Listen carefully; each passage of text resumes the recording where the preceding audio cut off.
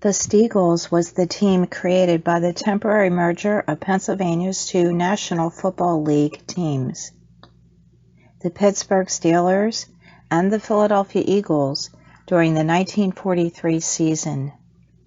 The teams were forced to merge because both had lost many players to military service during World War II. The league's official record book refers to the team as Phil-Pitt Combine, but the unofficial Steagles, despite never being registered by the NFL, has become the enduring moniker.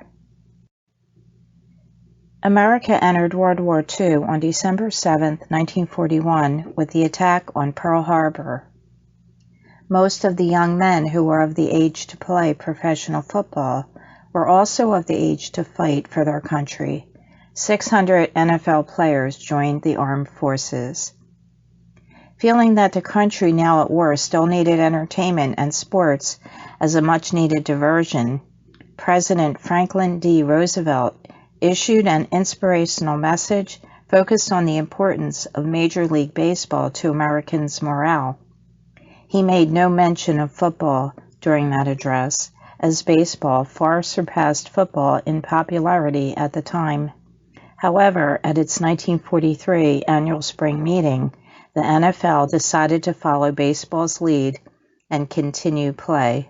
Other football leagues, such as the 1940-41 American Football League, Dixie League, and the American Association, decided to suspend operations instead, leaving the NFL and its West Coast counterpart, the Pacific Coast Professional Football League, as the only leagues playing professional football at the time.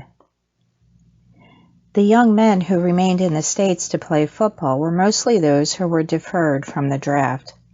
The Steagles players were either unfit for military service for physical reasons or age, or active servicemen who had obtained leave to play. 3 types of deferments defined 1943 NFL players. The first group was called 3A.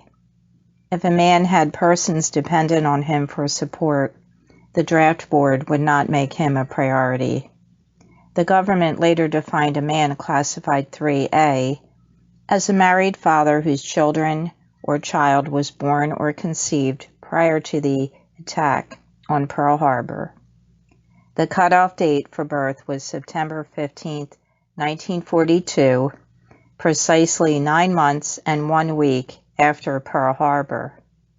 The second group, 2As, 2Bs, and 2Cs, consisted of those men who worked in critical civilian occupations, war industries, producing and preparing ammunition, weapons, and materials, or agriculture.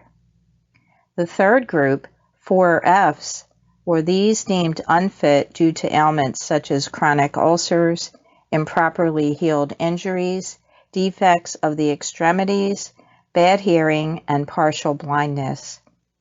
Most NFL players wanted to do their patriotic duty and serve their country, and for a man fit to play football, a 4F classification was an embarrassment.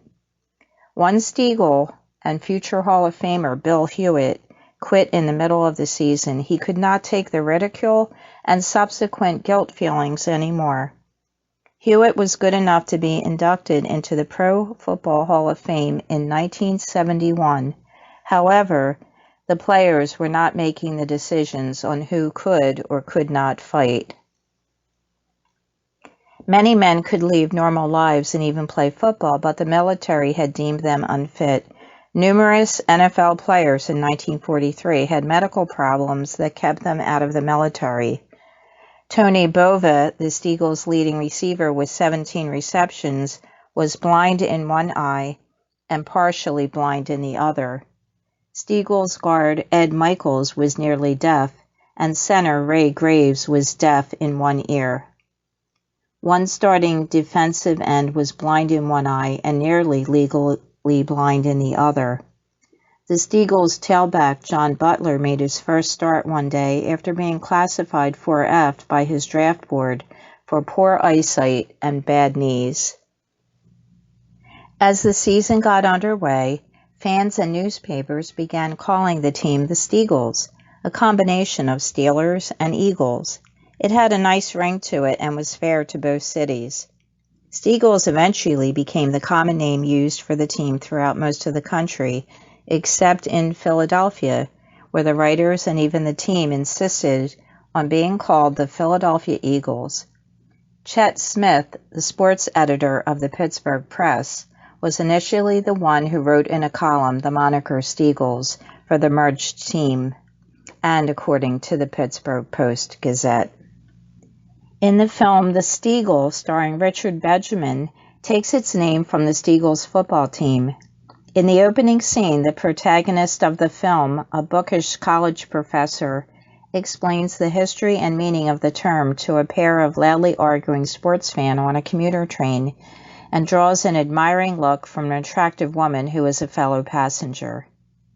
The film concerns the personality change which overcomes the protagonist during the Cuban Missile Crisis of 1962, and the film's title implicitly references the transient nature of the Steagles team existing for only one brief season during a national crisis.